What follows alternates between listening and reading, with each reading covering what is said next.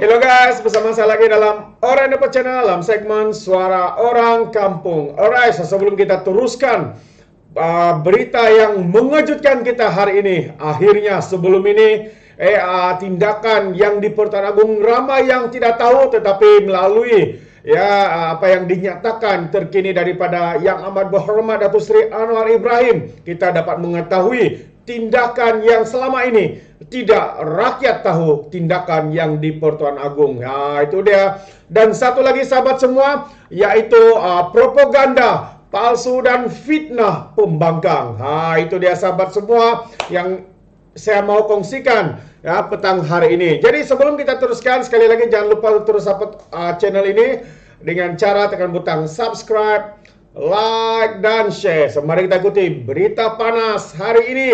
Itu dia guys, hari demi hari fitnah dan juga tuduhan propaganda palsu tidak pernah lekang di dalam sosial media. Hari-hari lebay, hari-hari daripada penyokong-penyokong Perikatan Nasional mengeluarkan tuduhan fitnah yang dilemparkan tanpa mempedulikan kebenarannya sahabat-sahabat semua. Hari ini juga kita mendengar satu lagi kenyataan daripada YB Nick Nazmi yang mengatakan katanya PAS dan Bersatu menimbulkan propaganda palsu dan juga fitnah yang tidak berasas. Jadi saya ingin membacakan kenyataan ini yang saya ambil daripada Facebook Nick Nazmi sendiri. Katanya PAS dan Bersatu hanya membuat propaganda palsu dan fitnah tidak berasas tidak berasas mendakwa kononnya pentadbiran Perdana Menteri kita Datuk Seri Anwar Ibrahim yang hanya mengutamakan DAP untuk menguasai kabinet paling ramai katanya.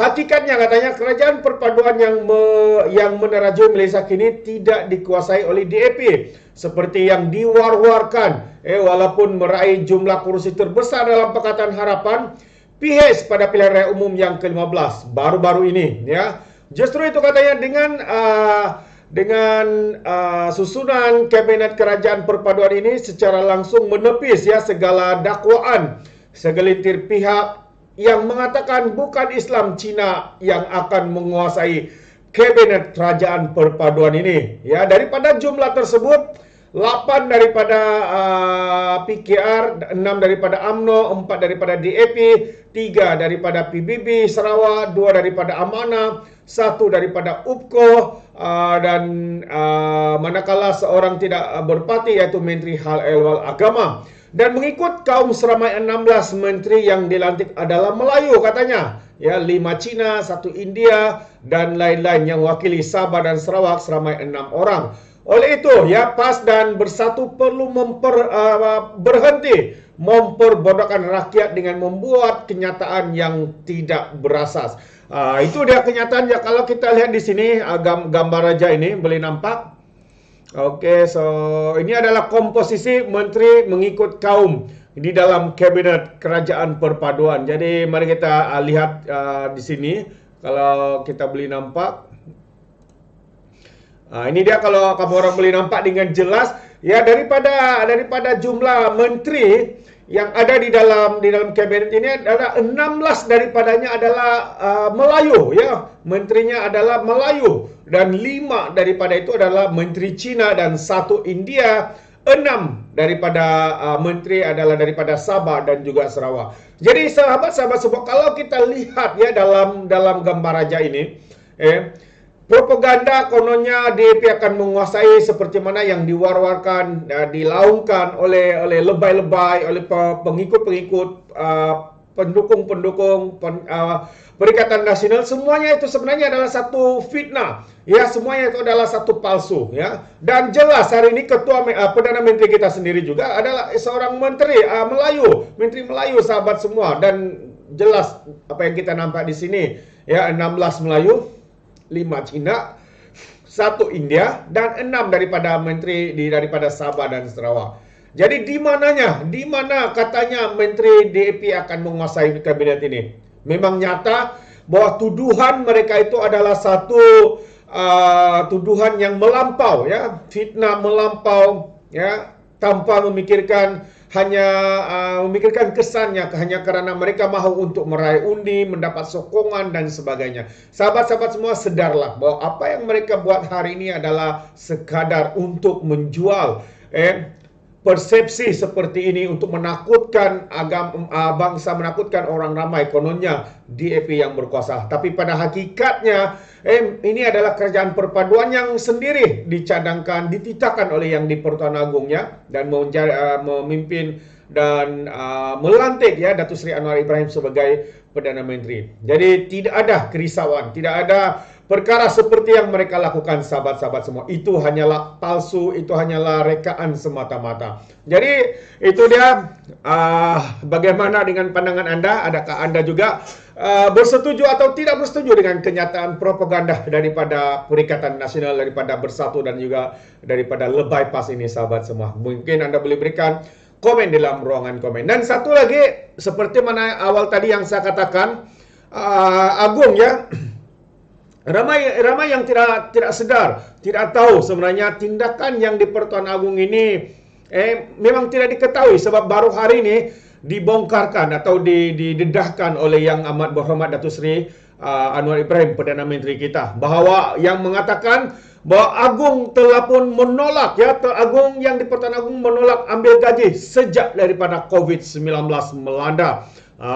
Itu dia, sahabat semua. Semaksudnya tindakan Datuk Seri Anwar hari ini untuk tidak mengambil gaji dan sebagainya, itu adalah selaras daripada apa yang dilakukan oleh Yang di-Pertuan Agong sendiri. Ya, tidak mengambil gaji sejak melanda COVID di dalam negara kita ini, sahabat semua. Ini adalah satu tindakan terpuji. Dan ramai yang tidak mengetahuinya. Namun hari ini melalui pendedahan daripada Datuk Seri Anwar Ibrahim, ya jelas begitu Yang di-Pertuan Agong kita mempunyai sifat terpuji yang mementingkan rakyat, mementingkan negara dibandingkan daripada Perdana Menteri sebelum ini.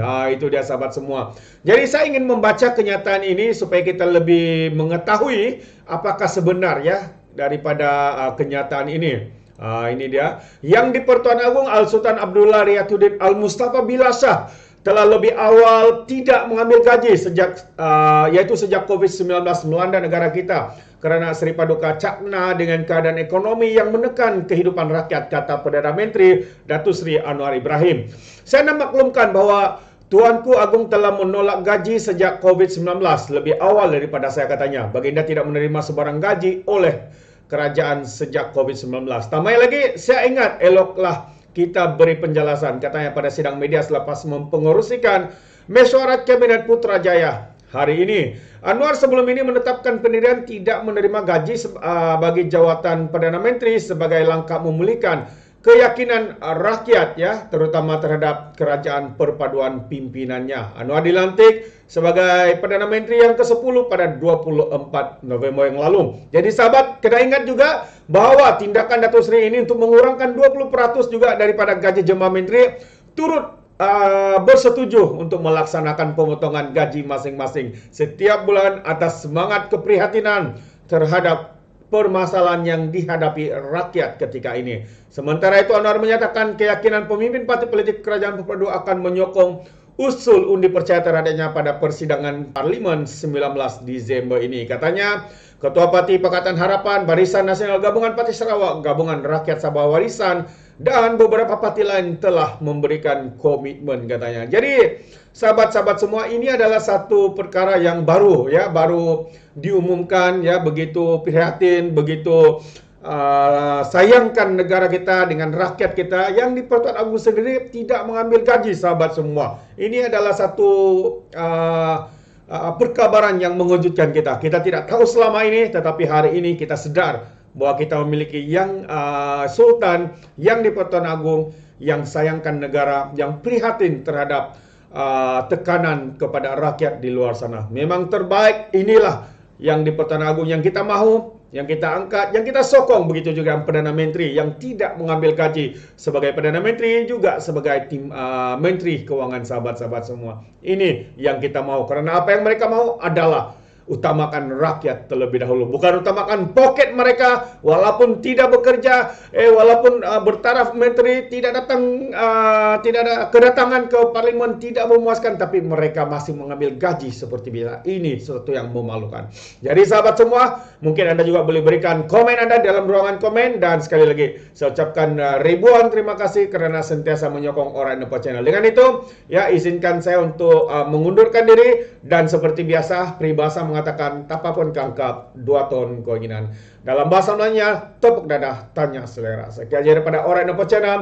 Sehingga kita berjumpa lagi untuk info dan update yang berikutnya. Sekian, bye-bye.